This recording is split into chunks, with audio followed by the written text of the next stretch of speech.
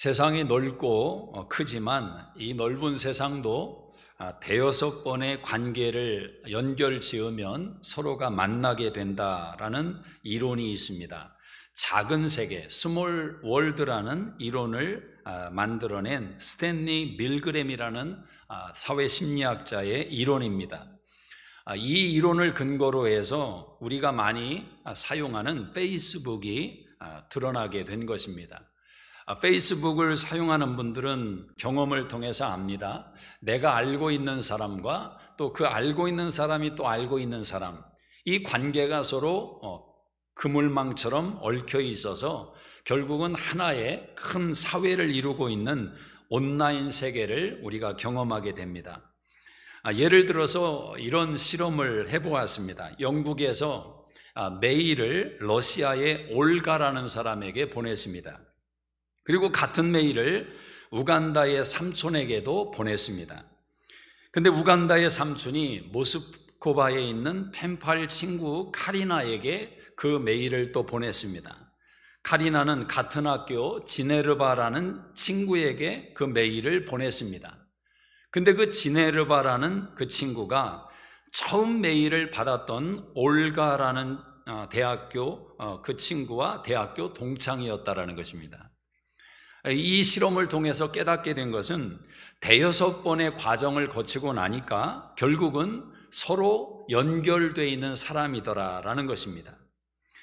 페이스북을 통해서도 우리는 지구 저편 속에 있는 사람들과 대화를 나눌 수 있고 또 그들이 알고 있는 친구를 우리의 친구로 만들 수 있는 그런 연결 시대에 살아가고 있습니다. 우리가 사는 시대의 키워드는 연결이 아닐까 그런 생각을 해봅니다. 사람들은 함께하고 싶어하고 이전에는 상상도 할 수 없었던 사람들과 교제할 수 있는 그런 세계로 뛰어들게 되는 것입니다. 함께한다는 것 참 얼마나 귀한 것입니까? 특별히 물리적으로 함께하는 것, 서로 모여서 음식을 해먹고 깔깔대며 또 웃고 또 재미있는 이야기를 하다가 서로 옆에 있는 사람 한 대 때리기도 하고 그런 함께함의 시간들이 참 소중하게 여겨지는 그런 기간을 보내고 있습니다. 목장 모임도 온라인으로 하지만 함께 만나서 같이 식사를 나누고 또 교제하고 웃고 울던 그런 시간들에 대해서 그리워진다면 신앙이 있는 사람이고 그게 아직 그리워지지 않으면 조금 더 훈련을 받아야 될 것 같습니다. 참 그런 시간이 그리워지는 것 같습니다. 함께 한다는 것. 자, 근데 오늘 저는 설교를 시작하면서 이런 질문을 한번 던지고 싶습니다. 함께 하는 것이 항상 좋은 것인가? 함께 하는 것이 항상 좋은 것인가? 왜 이런 질문을 던지냐면 지금 우리가 사는 현 시대는 함께하지 말라는 메시지를 받고 있습니다. 사람들이 모이는 것을 꺼려하고 또 흩어지는 것을 좋아하고 많은 사람들이 모이는 것을 경계하는 그런 시대를 살아갑니다. 함께하는 것이 좋지 않다라는 생각을 갖게 만들어줍니다. 근데 여러분, 이 함께라는 단어는 사실 중립적인 단어입니다. 이건 옳은 것도 아니고 그른 것도 아닙니다. 가치의 기준이 이 단어 속에는 없습니다. 마치 칼과 같습니다. 칼이 강도의 손에 붙들리면 살인의 도구가 될 수도 있지만 엄마의 손에 잡히면 따뜻한 음식을 만들어주는 사랑의 도구가 될 수 있다는 것입니다. 함께라는 단어는 옳은 것도 그른 것도 아닙니다. 그래서 우리는 함께하는 것이 좋으냐 그러냐 이 질문보다 더 중요한 질문은 누구와 함께하느냐, 무엇을 위해서 함께하느냐 이 질문이 더 중요한 질문입니다. 성경에는 함께함으로 망가진 인생의 이야기도 얼마든지 등장을 합니다. 대표적인 것이 창세기 3장에 아담과 하와가 뱀과 함께했던 시간입니다. 그 함께함의 시간이 인류 죄악의 출발이 되지 않았습니까? 하와가 미혹당했을 때 아담과 함께함으로 아담도 넘어지게 되었습니다. 만약 아담이 하와를 바로잡아주고 하와의 신앙을 지켜냈더라면 그들은 죄로부터 가정을, 에덴 동산을 지켜 냈을 것입니다. 그러나 함께함으로 인해서 함께 무너지는 인생이 되고 말았습니다. 함께하는 죄가 창세기 11장에 가면 진가를 발휘하는데 그들이 함께함으로 바벨탑을 쌓게 됩니다. 만약 함께할 수 없었다면 바벨탑은 존재할 수가 없는 것입니다. 함께할 수 있었기 때문에 바벨탑을 쌓은 것입니다. 그래서 하나님은 그들이 함께하는 것이 옳지 않기 때문에 언어를 흩으심으로 함께하는 자리를 흩어버리십니다. 사도행전 2장에 가면 오순절 마가의 다락방에 성령 충만을 받음으로 다시 하나님께서 만드시는 새로움의 공동체, 하나됨의 공동체를 성경이 우리에게 보여주고 있는 것입니다. 그래서 성경은 하나됨, 함께하는 자체를 인정하는 것이 아니라 무엇을 위해서 함께하느냐, 그것을 성경은 우리에게 가르쳐 주는 것입니다. 함께함보다 중요한 것은 누구와 함께하느냐. 함께하지 말아야 될 사람과 함께함으로 망가지는 인생이 얼마나 많습니까? 함께하지 않았다면, 함께할 그 기회가 없었더라면 얼마나 좋았을까? 인생 속에서 후회되는 일도 얼마나 많을 수 있겠습니까?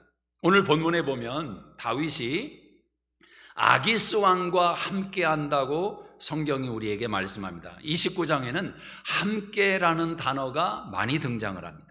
자, 2절을 한번 읽어보십니다. 2절, 블레셋 사람들의 수령들은 수백 명씩 수천 명씩 임술하여 나가고 아기스와 함께 그 뒤에서 나아가더니, 자, 다윗이 누구와 함께하고 있습니까? 아기스 왕과 함께 그 뒤에서 나간다. 수천 수만의 사람들이 앞을 향해 나가는데 다윗은 누구 옆에 있습니까? 아기스 왕 옆에 있습니다. 아기스 왕은 3절에 이렇게 고백을 했습니다. 중반에 보면 그가 나와 함께 있은 지 여러 날 여러 해로 돼 그가 망명하여 온 날부터 오늘까지 내가 그의 허물을 보지 못하였노라. 자, 아기스 왕은 다윗을 인정하고 있습니다. 다윗과 함께 오래 지내다 보니까 이거 진국이다. 다윗이 참 괜찮은 사람이다. 아기스 왕으로부터 다윗이 인정을 받고 있었다라는 겁니다. 저는 우리 하나님의 자녀들이 세상 가운데서 불신자들에게 인정받는 은혜가 있기를 주의 이름으로 축복합니다. 만약 여러분이 회사 생활을 한다면 불신자 사장에게 인정받는 사람이 되기를 주의 이름으로 축복합니다. 불신자 상사들에게 또 동료들에게 인정받는 신앙인이 되기를 축복합니다. 중요한 것입니다. 성경에 요셉이라는 인물을 보면 그가 형통한 자가 되어 하나님 앞에서 살아갈 때 그는 인정받는 사람이 됩니다. 보디발 집에 가면 인정을 받습니다. 감옥 안에서도 인정을 받습니다. 가장 중요한 것은 그 나라의 왕인 바로에게도 인정을 받습니다. 바로 왕이 요셉을 얼마나 인정했냐면 아내 말고는 모든 전권을 요셉에게 다 주었습니다. 그의 인장을 빼서 요셉에게 건네줄 정도입니다. 여러분, 이 정도로 인정을 받는 신앙이라면 복된 인생 아니겠습니까? 성실하고 겸손하고 실력이 있습니다. 인정을 받는 거죠. 세상에 누가 스스로 희생하며 헌신하고 성실하며 겸손한 사람을 누가 싫어하겠습니까? 인지상정이죠. 누구나 다 좋아하는 거죠. 자, 그럼에도 불구하고 이면이 있음을 또 생각하셔야 됩니다. 여러분이 아무리 성실하고 겸손하고 실력이 있고 헌신적으로 희생을 해도 모든 사람에게 인정받을 수는 없습니다. 요셉이 부모에게 인정은 받았지만 형들에게는 미움을 받았습니다. 이것이 세상입니다. 다윗도 마찬가지입니다. 아기스 왕은 다윗을 인정했지만 다른 방백들은 다윗을 인정하지 않았습니다. 다윗과 함께하는 것을 꺼려했습니다. 여기서 우리는 그리스도인들이 세상과 함께할 때 직면하는 역설을 기억을 하셔야 됩니다. 무슨 말이냐면 우리 그리스도인들이 세상으로부터 칭찬받고 인정받는 것 중요한 것입니다. 너희는 세상의 빛과 소금이 되라. 주님의 명령입니다. 어떻게 해야 소금과 빛이 되겠습니까? 조금 더 희생하고, 조금 더 약속을 지키고, 조금 더 성실하고, 조금 더 거룩한 삶을 살아갈 때 세상이 비로소 그래도 예수 믿는 사람들은 좀 다르구나, 그런 인정을 받지 않겠습니까? 세상과 똑같이 살면서 인정받는다는 것은 어렵습니다. 그렇게 살기 위해서 우리는 노력을 해야 됩니다. 자, 그럼에도 불구하고 신앙은 다른 면이 있다는 것을 아셔야 됩니다. 그리스도인들이 아무리 열심히 살아가고 순종하고 겸손하고 핏된 거룩한 삶을, 희생의 삶을 살아도 세상이 여러분을 싫어할 수 있다는 것입니다. 신앙 때문에, 믿음 때문에 여러분이 핍박을 받을 수 있다는 것입니다. 그래서 우리가 잊지 말아야 될 것은 우리의 신앙의 진가를 세상의 판단과 사람들의 기준에 의해서 결정하지 말라는 겁니다. 저는 교회가 언제부터인가 세상을 향해서 나아가다가 어느 순간에 세상이 교회를 어떻게 보는가에 너무 많이 신경을 썼다고 생각을 합니다. 그러다 보니까 세상이 조금이라도 교회에 대해서 이상한 말을 하면 그것이 마치 우리의 정체성인 것처럼, 어떻게 하면 저 사람들에게 인정받을 수 있을까? 다시 세상이 좋아하는 교회가 신앙인들이 어떻게 하면 될 수 있을까? 여기에 너무 많은 초점을 맞춘 것도 문제라고 생각합니다. 여러분, 신앙은 세상으로부터 인정도 받지만 세상으로부터 미움을 받습니다. 박해를 받습니다. 이것이 신앙의 역설인 것입니다. 그래서 우리는 최종적으로 누구의 평가가 중요한가, 이것을 잃어버리면, 이 우선순위를 잃어버리면 신앙은 망가지고 마는 것입니다. 하나님이 나를 어떻게 볼 것인가. 그래서 바울이 이런 고백을 합니다. 나는 여러분이 나를 판단하는 것 나는 개의치 않습니다. 심지어 나 자신도 나를 판단하지 않습니다. 나를 판단하실 이는 오직 하나님 한 분이십니다. 이 바울의 고백이 무슨 외골수적인 어떤 사람의 자기 집착으로 생각하시면 안 됩니다. 바울이 비합리적이기 때문에 그런 말을 한 것이 아닙니다. 나는 다른 사람 개의치 않는다, 무시한다, 그런 차원의 말이 아닙니다. 오직 하나님에게 우선순위를 두고 인생과 신앙을 살아내겠다라는 것입니다. 다윗과 아기스는 함께하고 있습니다. 그러나 방백들은 다윗을 꺼려하고 있습니다. 우리는 이 모습 속에서 함께함의 지혜를 또한 발견할 수 있습니다. 여러분, 종종 함께하기 힘들게 느껴지는 관계성, 사람들을 경험해 보셨습니까? 왜 이렇게 안 통할까? 왜 이렇게 대화가 안 통할까? 참 답답하고 또 화가 나는 그런 경험이 있으십니까? 그런데 우리가 시간이 지난 후에 깨닫게 됩니다. 함께하는 것을 가로막는 장애물이 있었다는 것입니다. 물론 정말 함께하기 어려운 사람들도 존재할 수 있습니다. 그러나 많은 경우 함께하지 못하게 만드는 장애물을 깨닫지 못해서 그 관계성이 어려워졌던 그런 기억도 얼마든지 있을 것입니다. 오늘 다윗과 이 방백들 사이의 불편함, 이 함께하지 못하는 이 마음들 속에 그런 숨겨진 몇 가지의 비밀들이 있습니다. 첫째로, 사실보다 감정에만 치우칠 때 함께하는 것이 어렵습니다. 감정 주도적인 사람, 그래서 막 쉽게 폭발하고 쉽게 열내고 쉽게 싸우려 들고 이런 성품의 사람들과 함께하는 것 쉽지가 않습니다.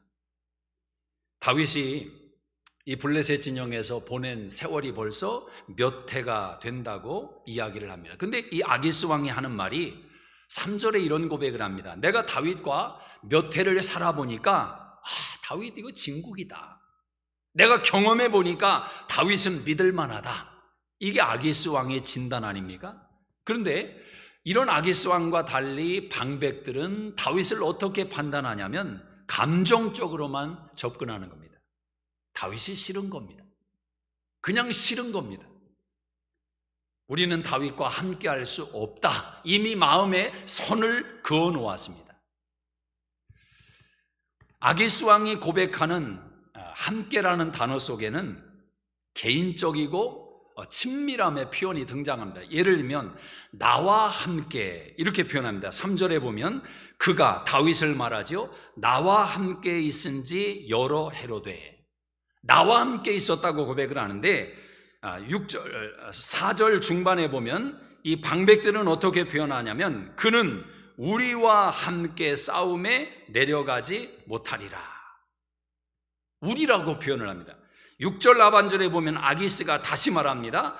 나와 함께 진중에 출입하는 것이 내 생각에는 좋으나. 그러니까 아기스 왕은 내 생각에는 다윗이 나와 함께 나가는 것이 좋다. 언제나 이 아기스는 나라고 표현을 합니다. 나와 함께, 나와 함께. 그런데 또 9절 하반절에 보면 방백들은 말합니다. 그가 우리와 함께 전장에 올라가지 못하리라 하니. 이 방백들은 내가 아닙니다.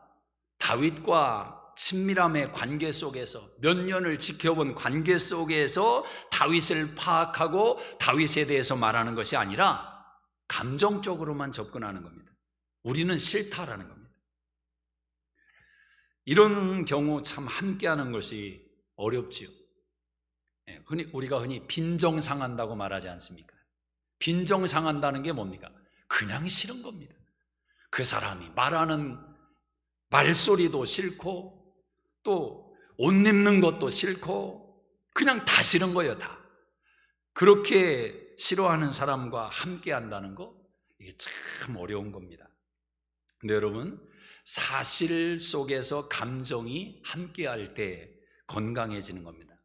물론 사실이 없는 감정 미혹당하기 참 쉬운 거죠.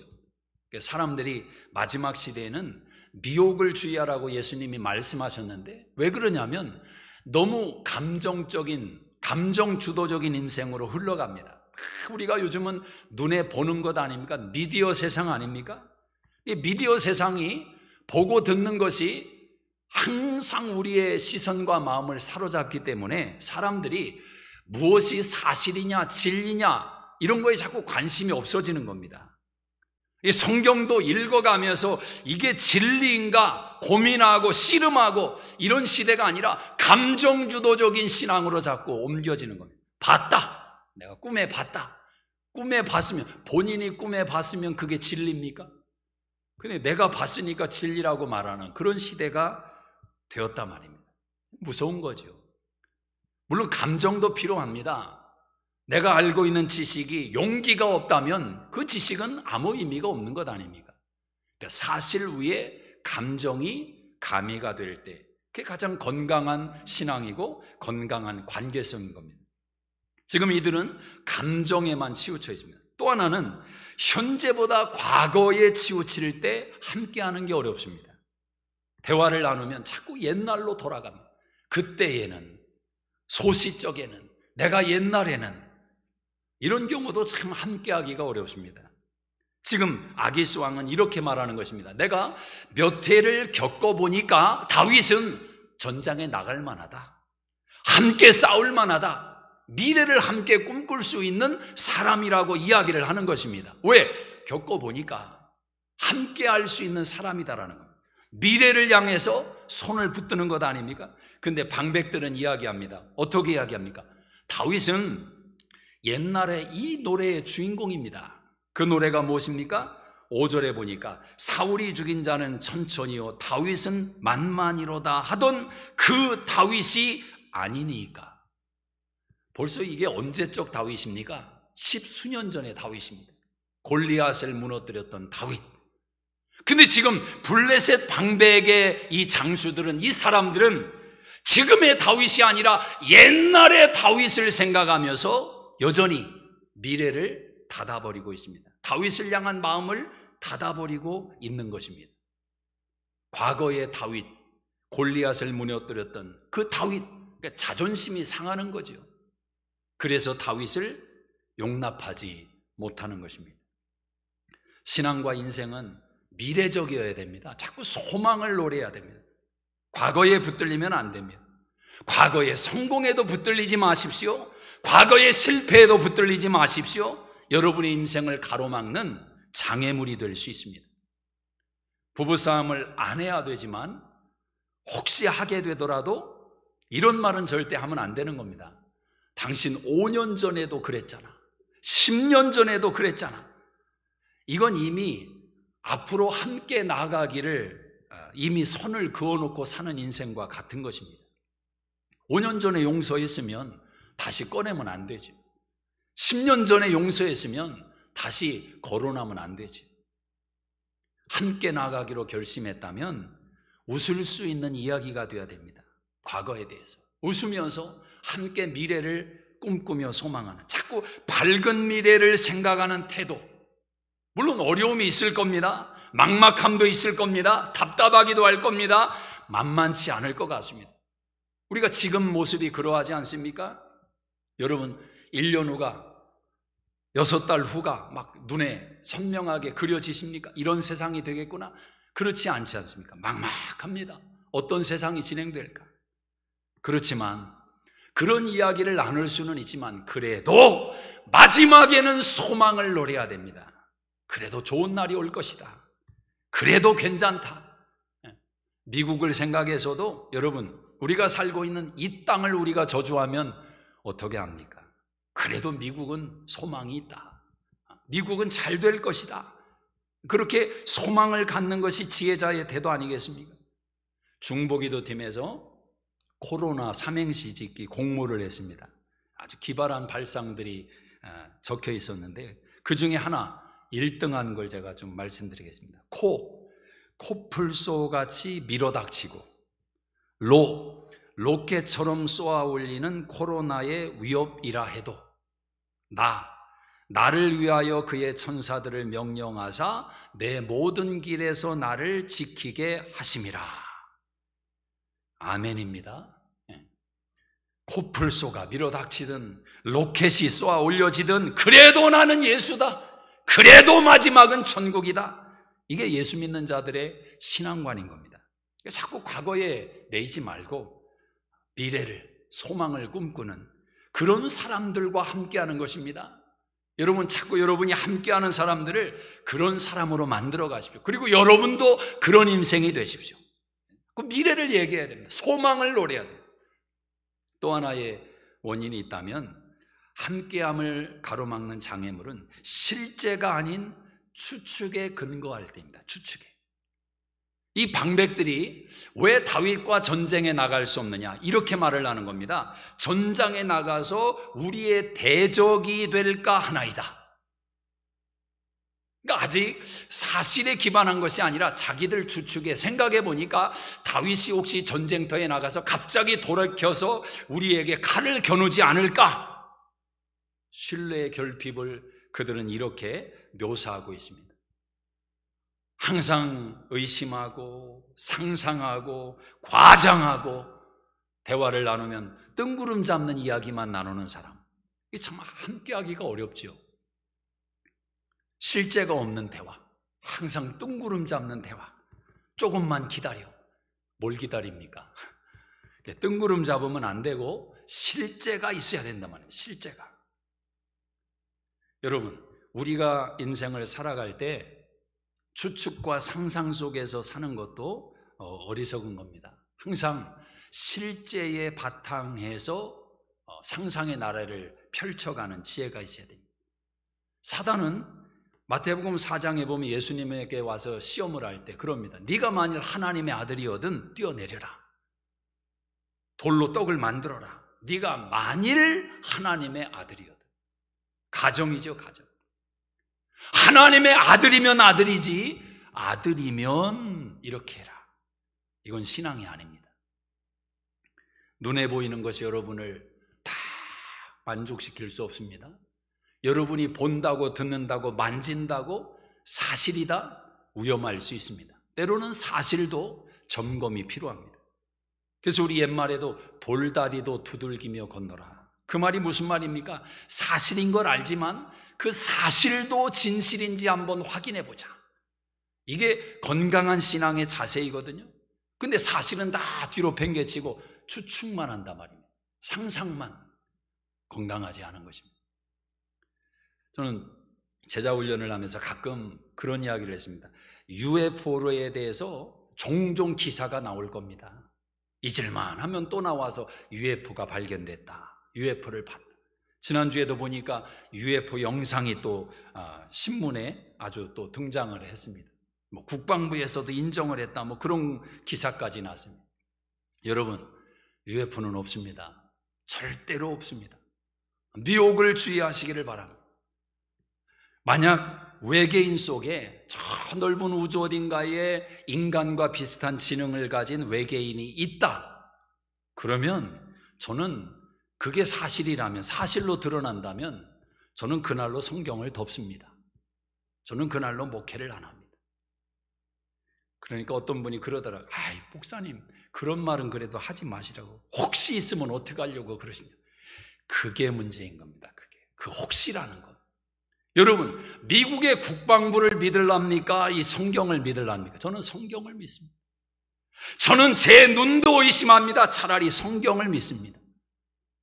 그게 믿음인 것입니다. 창세기 2장에 1장에 하나님이 태초에 천지 만물을 창조하시고 아담과 하와를 에덴 동산에 지으시고 하나님이 축복하셨는데, 그들이 범죄함으로 하나님께서 아들 예수를 인간의 몸으로 변해서 십자가에 달려 죽으시고 피 흘려 십자가에서 죽으신 예수님의 그 사랑으로 우리가 용서함을 받고 부활하신 주님과 함께 영생을 얻게 된 것 아닙니까? 그 복음을 믿어야지 현상을 믿으면 되겠습니까? 성경을 믿어야지 세상에서 말하는 이야기를 믿을 수 있느냐는 겁니다. 조심하셔야 됩니다.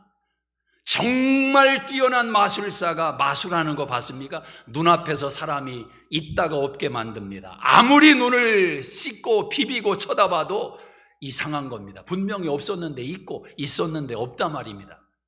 근데 그게 사실이냐면 사실이 아니죠. 얼마든지 내 눈은 속을 수 있다는 걸 아셔야 됩니다. 여기에 그리스도가 있다, 여기에 그리스도가 있다. 너희가 그런 소리를 들을 때 깨어 있어라, 깨어 있어라. 저와 여러분이 실제 속에서 신앙생활하는 지혜가 있어야 됩니다. 이런 내용들이 함께하는 것을 자꾸 가로막는 것입니다. 더 깊어질 수 있는데, 이 부부 사이에도 마찬가지입니다. 교우들 관계도 마찬가지입니다. 정말 깊어질 수 있는데 이런 내용들이, 이런 장애물들이 가로막는 것입니다. 더 깊어지지 못하도록. 여러분, 하나님이 우리에게 의도하신 관계성은 삼위일체 하나님이 누리셨던 사랑의 관계, 그 깊고 그 영광스러운 그 하나됨의 관계가 모델입니다. 모델. 그렇게 우리는 놀라운 신비를 누릴 수 있는 은혜를 받았는데, 특권을 받았는데 이런 장애물들이 가로막는단 말이에요. 오늘 여러분의 장애물을 발견하시고 더 깊어지는 은혜가 있기를 주의 이름으로 축복합니다. 다윗은 결국 전쟁에 참여하지 못하게 됩니다. 그때 다윗은 아기스 왕이 나는 너와 함께하고 싶은데 방백들이 거절하니 집으로 돌아가라, 그렇게 말을 합니다. 그때 다윗이 막 환한 표정으로 열을 내면서 8절에 그렇게 말을 합니다. 내가 무슨 잘못이 있기 때문에 내 주 왕과 함께 전쟁에 나가서 내 원수를 향해서 싸우지 못하게 하십니까? 8절만 보면 다윗이 막 화가 난 것처럼 비춰집니다. 근데 저는 가만히 다윗의 마음속에 한번 들어가 보니까 다윗은 지금 속으로 너무너무 좋아하고 있는 거예요. 안심이다, 큰일 날 뻔했다. 여러분, 어떻게 다윗이 이스라엘에 칼을 겨눌 수가 있단 말입니까? 어떻게 자기 부모 형제에게 칼을 겨눌 수 있단 말입니까? 왕으로 기름 부음 받은 자신의 정체성을 알고 있는 다윗이 어떻게 하나님의 백성들에게 칼을 겨눌 수 있겠느냐는 겁니다. 어쩔 수 없는 현실 아니었습니까? 10수년 도망자의 삶을 살아다니다 보니까 연약함 속에 다윗도 마음과 심정은 그렇지 않은데 어쩔 수 없는 현실에 떨어진 겁니다. 신앙생활하다 보면 그런 경우가 생길 수 있습니다. 마음은 전혀 그렇지 않은데 현실이 신앙에서 멀어지도록 던져버린 거예요. 근데 여러분, 그렇게 뚝 떨어져 있는 다윗을 하나님은 나 몰라라 하지 않습니다. 왜냐하면 하나님은 한 번도 다윗을 떠난 적이 없기 때문에. 다윗이 하나님을 진심으로 예배하던 예배 자리에서도 함께 하셨지만 그가 하나님을 살짝 잊어버리고 등지는 순간에도 하나님은 다윗을 떠난 적이 없습니다. 하나님의 기다림은 다윗의 불신과 다윗의 배반보다 더 깊었다라는 것입니다. 아기스 왕과 다윗은 함께 할 수 없습니다. 왜냐하면 아기스는 하나님의 백성인 다윗과 함께 미래를 꿈꿀 수 있는 자가 아니기 때문에. 결국 다윗은 누구와 함께 해야 되느냐? 아기스 왕이 그렇게 말을 합니다. 너와 함께하는 자들과 집으로 돌아가라. 자, 10절에 한번 읽어봅시다. 10절 시작. 그런즉 너는 너와 함께 온 내 주의 신하들과 더불어 새벽에 일어나라. 너희는 새벽에 일어나서 발거든 곧 떠나라 하니라. 이에 다윗이 자기 사람들과 더불어 아침에 일찍 일어나서 떠나 블레셋 사람들의 땅으로 돌아가고.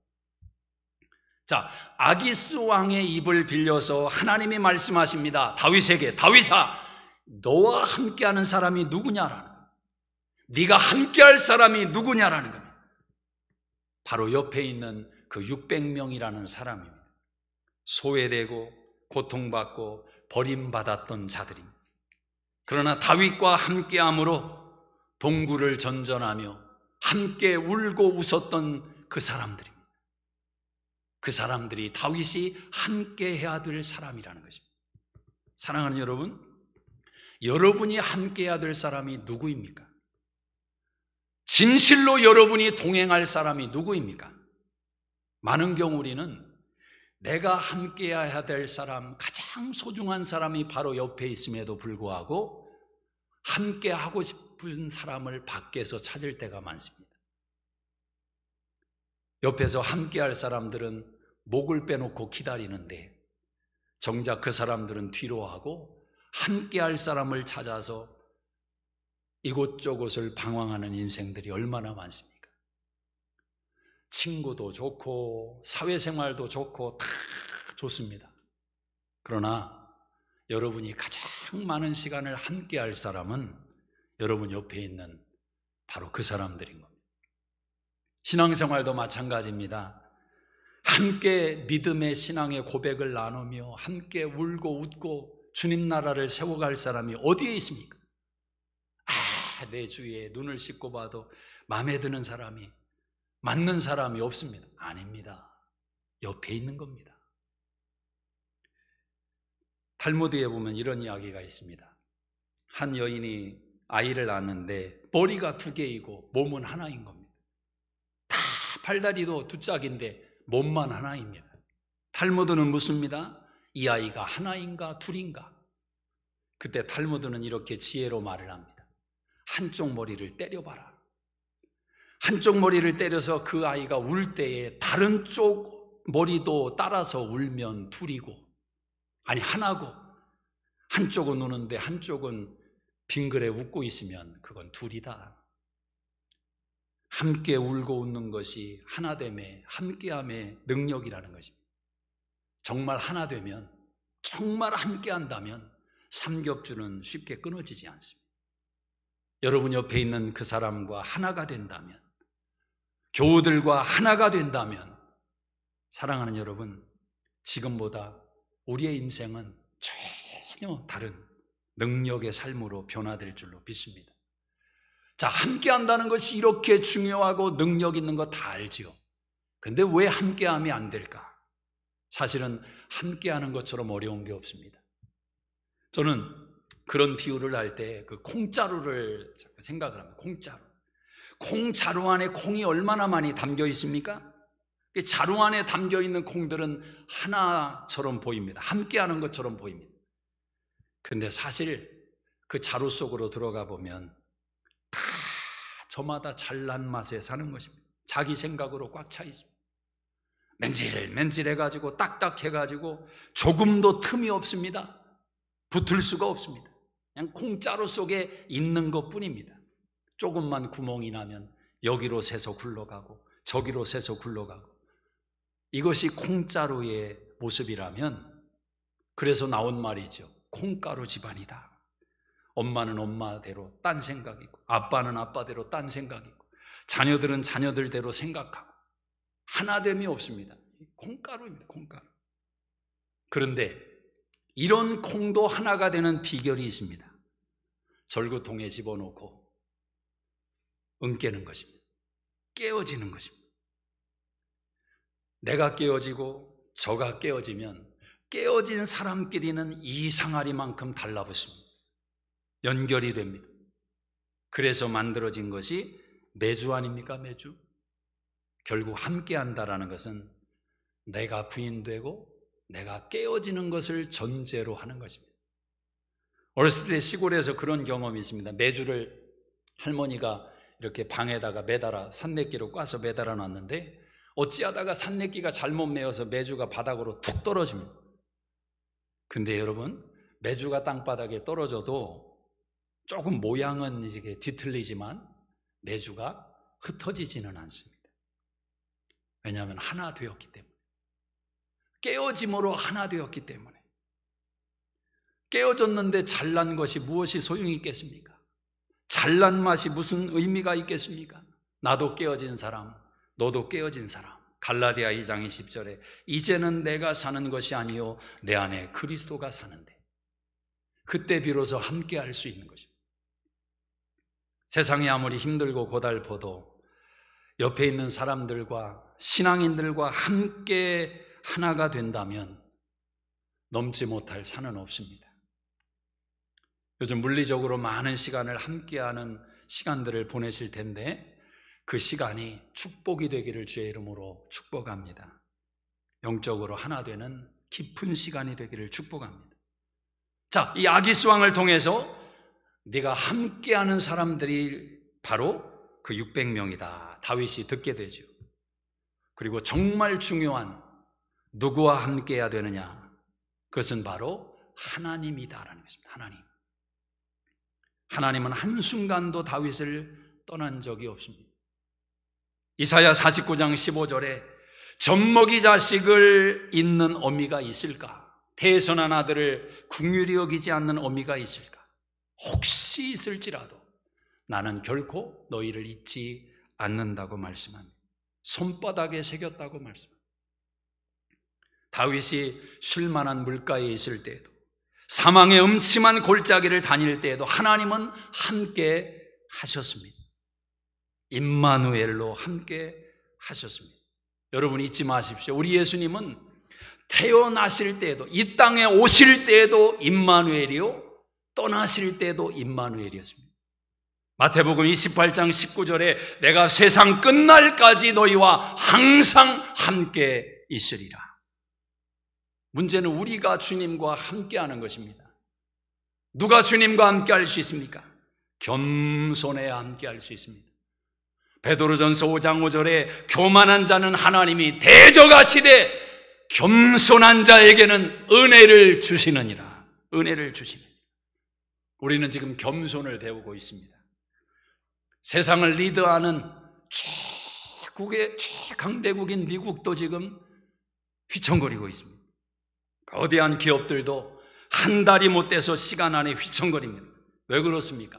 원자폭탄이라도 떨어졌습니까? 지진이라도 일어났습니까?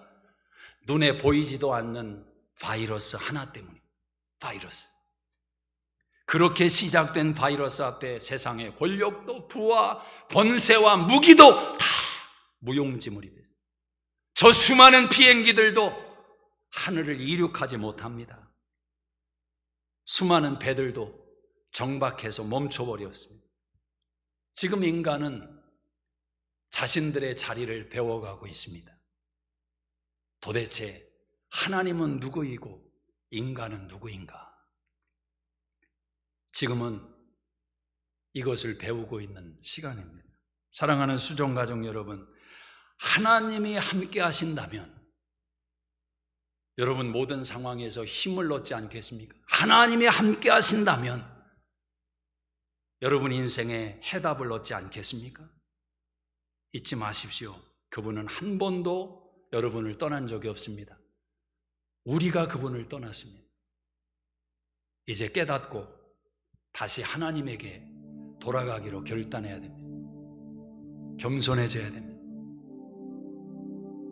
깨어질 때 옆에 있는 사람들과 더 깊어지고 하나가 될 수 있습니다. 저는 이 축복이 이 기간을 통해 우리 수정가족들에게 임하기를 주의 이름으로 축복합니다. 우리 자리에서 다 일어나시고 이 시간에 우리 자녀들에게 엄마 아빠가 기도해 주는 시간을 갖겠습니다.